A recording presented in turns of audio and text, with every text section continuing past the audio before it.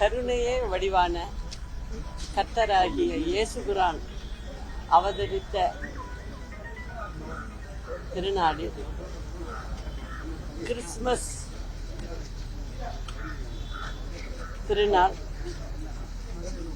கிறிஸ்தவ மக்கள் அனைவரும் சேர்ந்து கொண்டாடுகிறார்கள். அவர்களுக்கு என்னுடைய இதயம் கனிந்த நல்வாழ்த்துகளையும் மகிழ்ச்சியையும் தெரிவித்துக் கொள்கிறேன்.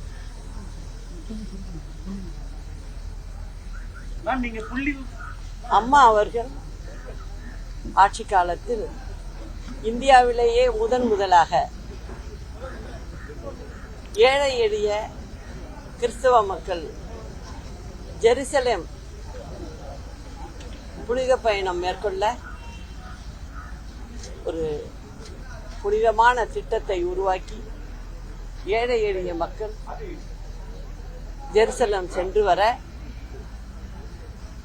செய்தார்கள். அதை இந்த நேரத்தில் நினைவு கூற விரும்புகிறேன். இந்த கருணை இல்லத்தில்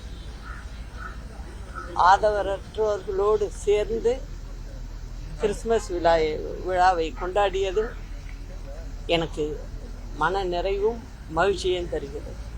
தோழி என்ற புதிய திட்டத்தை தமிழக அரசு எப்படி பார்க்கிறீங்க? அதாவது திமுக என்றாலே அவர்கள் சொல்வது ஒன்று செய்வது ஒன்று என்பது, நாங்கள்லாம் எதிர்கட்சிகள். தலைவர் காலத்திலிருந்து தலைவரும் சரி அம்மாவும் சரி சொல்லிட்டு இருந்தாங்க. இப்ப நாங்களும் சொல்றோம். அவங்க எப்படின்னா பொய்ய வாயால மட்டும் சொல்றதில்ல, அவங்க எழுத்து வடிவிலே கொடுக்கறவங்க திமுக காரவங்க. ஏன் அப்படின்னு சொல்றேன்னா, இந்த தோழி திட்டங்கிறது பெண்களுக்கான திட்டம். அது பெயர் மாற்றப்பட்டிருக்கு, அவ்வளவுதான். இது 2013 அம்மா செயல்படுத்தியிருக்காங்க. அதாவது தனியாக உள்ள பெண்கள் வெளியூரிலிருந்து வேலைக்கு சேரும்போது தனியா எங்கேயும் போய் ரூம் எடுத்து தங்க முடியாது பெண்கள் என்பதால். அதாவது வாடகையும் அதிகம், சேஃப்டியும் இருக்காது அவங்களுக்கு.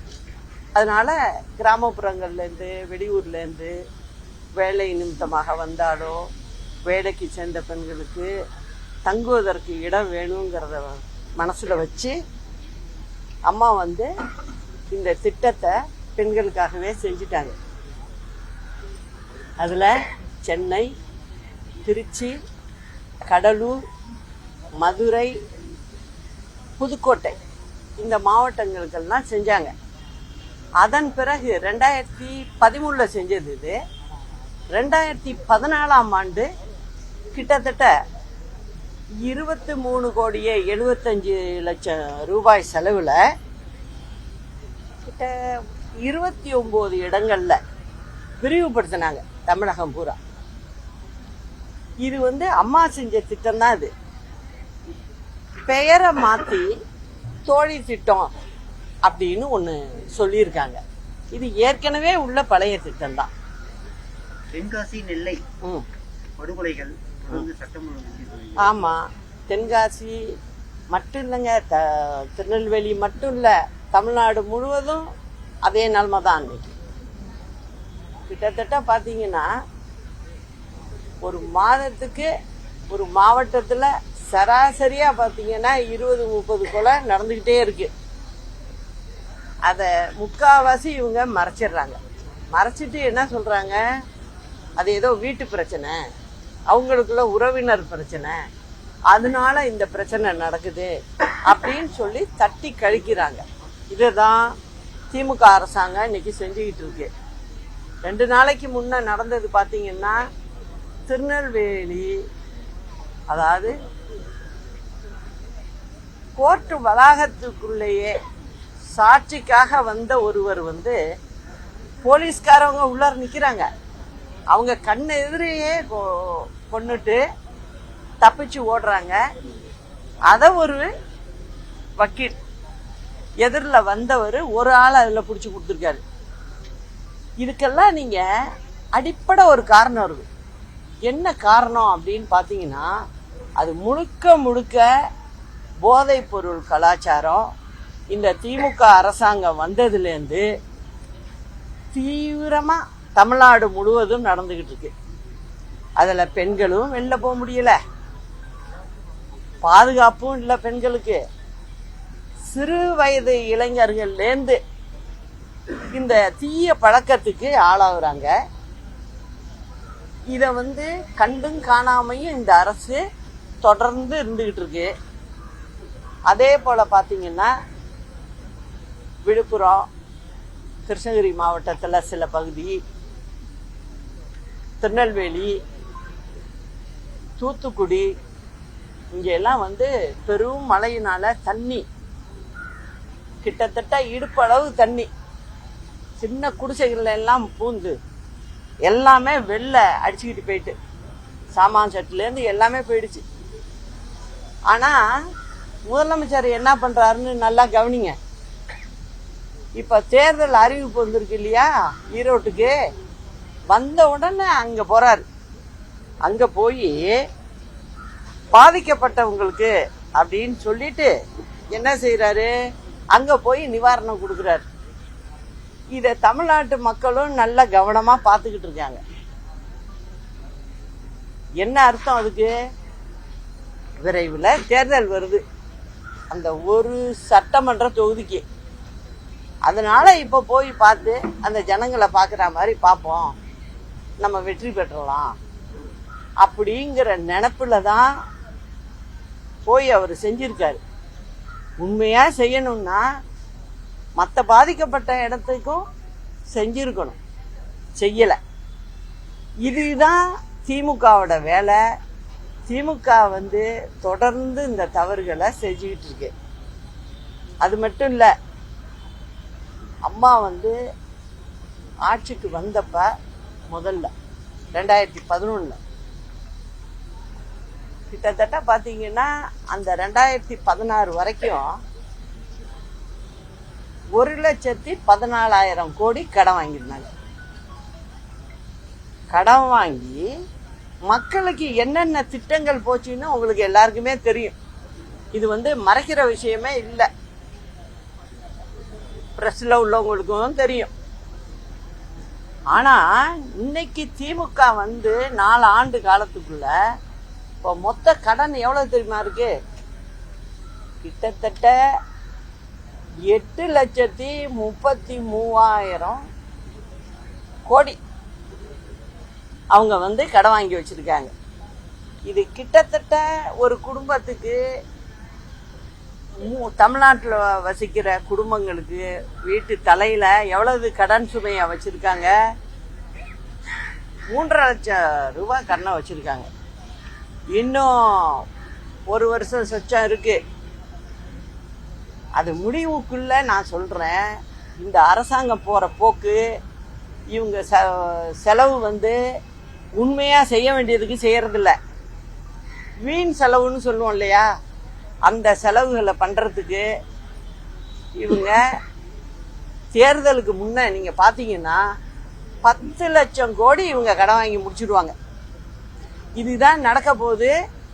ஏன்னா எனக்கு அரசாங்கத்துல என்ன செய்யணும், எப்படி செய்யணுங்கிறது முழுசும் தெரிஞ்ச ஆளுனா. இவங்க மாதிரி எல்லாம் கிடையாது. சும்மா டிவிக்கு விளம்பரத்தை கொடுத்துக்கிட்டு டிவியில 4 நிகழ்ச்சியை எடுத்து போட்டுக்கிட்டு உட்கார்ந்துருக்க ஆளு நான்லாம் கிடையாது.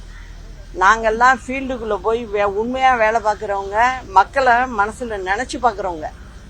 அதனால நாங்க செய்யற வேலை அது. அம்மா அப்படிதான் செய்வாங்க, அம்மாட்ட தான் அப்படிதான் நாங்க பழகி வந்திருக்கோம். அதனால நான் ஒரு எதிர்கட்சி, நான் சொல்றேன் ஏதோ இவங்க மேல பொறாமையில சொல்றேன் அப்படிலாம் எடுத்துக்க வேணாம். நான் கேட்கிற கேள்வி எதுவா இருந்தாலும் சரி, அதுக்கு இன்ன வரைக்கும் அவங்களால பதில் சொல்ல முடியாது. ஏன், எப்படி சொல்ல முடியும் அவங்களுக்கு? நான் சொல்றது எல்லாம் கணக்கு விளக்கோட சொல்றேன். அவங்களால பதில் சொல்ல முடியல, அப்படியே தட்டி கழிச்சுக்கிட்டு போறாங்க. அதாவது என்னை கவனிக்காத மாதிரி போறாங்களாம். ஏன்னா பதில் சொல்ல முடியாது அவங்களால. அதுதான் இந்த அரசாங்கம் செஞ்சுக்கிட்டு இருக்கு. தமிழ்நாட்டு மக்கள் நல்லா சிந்திச்சு பார்க்கணும். அதே போல் இளைஞர்களுக்கு வேலையும் நாங்கள் இப்போ வந்து 4 வருஷம் ஆகிப்போச்சு. ஏதாவது ஒவ்வொரு மாவட்டத்திலையும் எடுத்து பார்த்தீங்கன்னா படித்த இளைஞர்களுக்கெல்லாம் வேலை இல்லை. ஏதாவது சுய தொழிலுக்கு ஏற்பாடு பண்ணியிருக்காங்களான்னா அதுவும் கிடையாது. பெண்கள் பார்த்தீங்கன்னாக்கா கிராமமாக நான் போகும்போது வண்டியை மறித்து வந்து சொல்கிறாங்க, எங்களுக்கு வேலை இல்லை, நாங்கள் வந்து டைலரிங் மிஷின்லாம் அம்மா இருந்தப்போ கற்றுக் கொடுத்தாங்க, ஸ்கூல் யூனிஃபார்ம்லாம் எங்களுக்கு அப்போ பிரித்து கொடுத்தோம். நாங்கள் வந்து அதை வந்து வீட்டில் இருந்துக்கிட்டே 6 மாதம் 8 மாதம் நாங்கள் துணி தைச்சிட்டுக்கோம், எங்களுக்கு அந்த துணி தையல் கூலியே எங்களுக்கு கொடுப்பாங்க, அதை வச்சு நாங்கள் நல்லபடியாக இருந்தோம். இப்போ அதெல்லாம் இல்லை. ஸ்கூல் யூனிஃபார்ம் கொடுத்தா தானே தைக்கிறதே, யூனிஃபார்ம் கொடுக்கறதில்ல.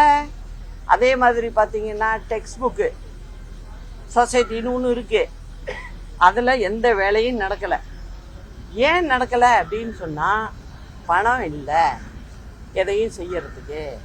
நம்ம சொல்லிக்கிட்டு இருக்கோம், அம்மாவுக்கு கொடுத்த லேப்டாப்பு கொடுக்கல, கணினி கொடுக்கல, சைக்கிள் கொடுக்கலன்னு சொல்கிறோம். பிள்ளைங்களுக்கு எழுதுறதுக்கு பேப்பர் வேணும், அந்த நோட்டு புத்தகமும் கொடுக்கல. அது மட்டும் இல்லை, புத்தகத்துமே கொடுக்கல. எல்லாம் பழைய புத்தகங்களை வருஷம் படித்த பிள்ளைங்கள்ட்ட வாங்கி படிச்சுக்கிட்டு இருக்கீங்க. இதுதான் இன்னைக்கு இந்த அரசாங்கத்தோட நிலைமை. வேற என்ன கேட்கணும்? மருத்துவ கழிவுகள் கேரளாவில். ஆமாங்க, இது வந்து என்னங்க இப்ப புதுசா இப்ப வருதா? அம்மாவும் ஆட்சி பண்ணாங்கல்ல, அப்ப ஏதாவது இந்த கம்ப்ளைண்ட் வந்திருக்கா? வரல. காரணம் என்ன? நீங்க நம்ம ஸ்டேட்டுக்கும், அதாவது நம்ம தமிழ்நாடுக்கும் கேரளாவுக்கும் இடையில வர்ற இடங்கள் இருக்குல்ல, அங்கெல்லாம் நீங்க வந்து எதுக்காக செக் போஸ்ட் எல்லாம் போட்டிருக்கீங்க? சும்மா கழிவு வண்டிகள் வர்றதை விட்டுக்கிட்டு இருக்கிறதுக்கா? நீங்க வந்து 4 வருஷமா அந்த வேலையை நீங்க கவனிக்கல, அதனால அவங்க இஷ்டத்துக்கு வந்து கொட்டிக்கிட்டு போறாங்க. அதுக்கு இன்னொரு காரணமும் இருக்கலாம். கூட்டணி கட்சி வேறையெல்லாம் இங்க ஆச்சு கேரளால, அதனால ஒன்றும் சொல்ல முடியலையோ என்னமோ. அம்மாவா இருந்தா இது நடக்குமா? நடக்காது. நீங்க கொண்டாந்து கழிவுகளை வந்து அந்த மாவட்ட ஓரத்துல போட்டுருங்க. அதனால வந்து தூத்துக்குடி மாவட்டம், திருநெல்வேலி மாவட்டம், கன்னியாகுமரி மாவட்டம், இது இங்க வந்து எல்லாருக்கும் வந்து நோய்வாய்ப்படுறாங்க இதனால. இப்ப வந்து கோர்ட்டு வரைக்கும் போய் பிரச்சனை முத்துனதுக்கு அப்புறம் இப்ப நீங்க வண்டியை வச்சுக்கிட்டு அல்றீங்க. இதுக்கு முன்ன நீங்க என்ன பண்ணிக்கிட்டு இருந்தீங்க? நீங்க என்ன புதுசா? நேத்து வந்துச்சு அந்த அரசாங்கம் வந்து 4 வருஷம் ஆகுது. 4 வருடத்துல என்ன பண்ணிக்கிட்டு இருக்கீங்க நீங்க? எப்படி அந்த கழிவுகள் வந்து தமிழ்நாட்டுக்குள்ள வரும்? வர்றதுக்கு உள்ள வழியில வந்து யார் நிக்கிறா? தமிழ்நாடு போலீஸ் தானே நிக்குது. அந்த போலீஸ் துறையை நீங்க தானே வச்சிருக்கீங்க, முதலமைச்சர் தானே கையில வச்சிருக்கீங்க. என்ன பண்ணிக்கிட்டு இருக்கீங்க? உங்களை ஒவ்வொரு ட்ரிப்பும் குட்டுறது கோர்ட்டு குட்டுது.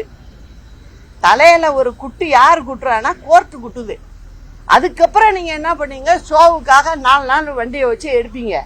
திருப்பி பழையபடி அந்த கழிவுகள்லாம் இங்க தமிழ்நாட்டுக்குள்ளதான் வருது.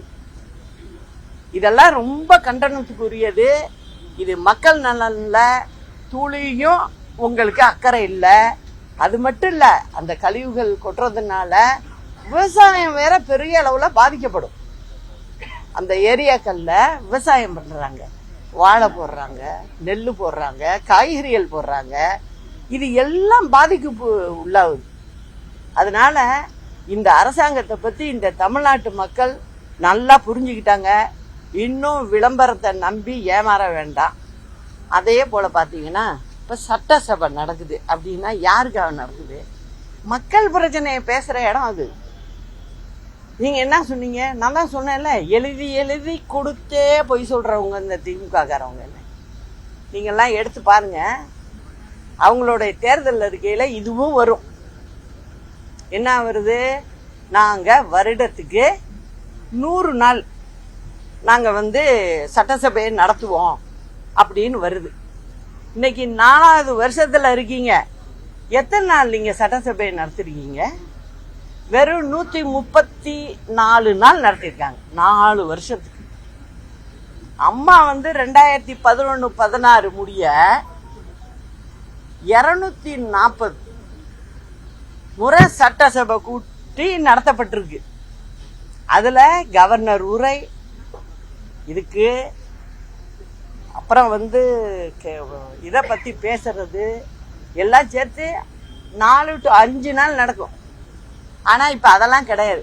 ஆனா அதுலயும் போய் சொல்றாங்க, அதாவது நாங்க 100 நாள் நடத்துவோம் அப்படிங்கிறாங்க. அப்பவே நான் நினைச்சேன், இதை போய் தேர்தல் அறிக்கையில கொடுக்க வேணாமே. நம்மளை தேர்வு செய்யறது மக்கள். தேர்வு எதுக்காக செய்யறது? சட்டசபையில நடக்க வேண்டிய விஷயம் ஜனங்களுக்கு உள்ளது நடக்கணும்.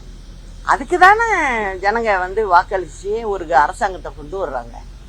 நீங்க வந்து அப்பையும் போய் சொல்றீங்க, அது எழுத்து வழியாவே போய் சொல்லியிருக்கீங்க. ஆனா நீங்க இப்ப நடத்தி இருக்கிறது 4 வருஷத்துக்கு பாத்தீங்கன்னா 134 நாள். அம்மா வந்து 2011-16 பாத்தீங்கன்னா 240 நாள் நடத்தியிருக்காங்க. இதுதான் திமுக அரசாங்கம்.